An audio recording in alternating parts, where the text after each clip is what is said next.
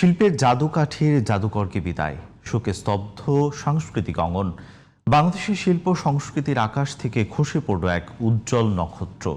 শিল্পের জাদুকাঠির ছোঁয়ায় যিনি জাতিকে জাগিয়ে তুলেছিলেন, সেই কিংবদন্তি শিল্পী মুস্তাফা মনোয়ারের মৃত্যুতে শোকাহত সর্বস্তরের মানুষ। দীর্ঘদিনের কর্মস্থল বিটিভিতে প্রথম জানাজা শেষে কেন্দ্রীয় শহীদ মিনারে তাঁর প্রতি শেষ শ্রদ্ধা নিবেদন করেন তারা।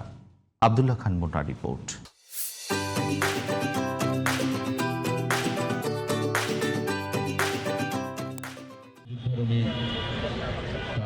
কেন্দ্রীয় শহীদ মিনারে এক শোকাবহ পরিবেশে গুণী এই শিল্পীকে শেষ শ্রদ্ধা জানাতে ঢল নেমেছিল সর্বস্তরের মানুষের।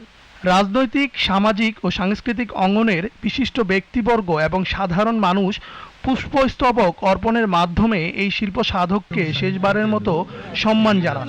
জনাব মোস্তফা মনোয়ার শিল্পকলা একাডেমির মহাপরিচালক।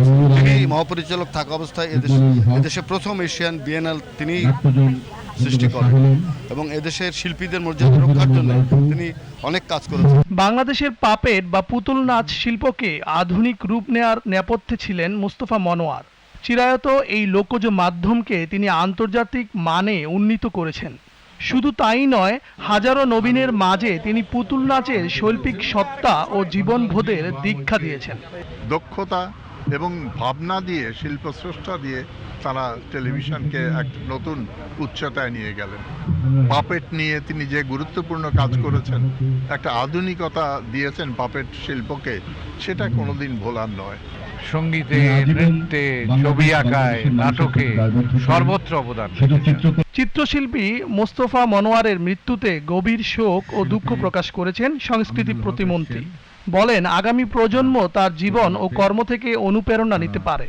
তার দীর্ঘদিনের কর্মকাণ্ড থেকে শিক্ষা নিয়ে তার যে অবদান, সৃষ্টিশীলতা, সেগুলোকে আমরা ধারণ করে আগামী দিনে বাংলাদেশে আমরা নতুন করে পথ চলার চেষ্টা করি।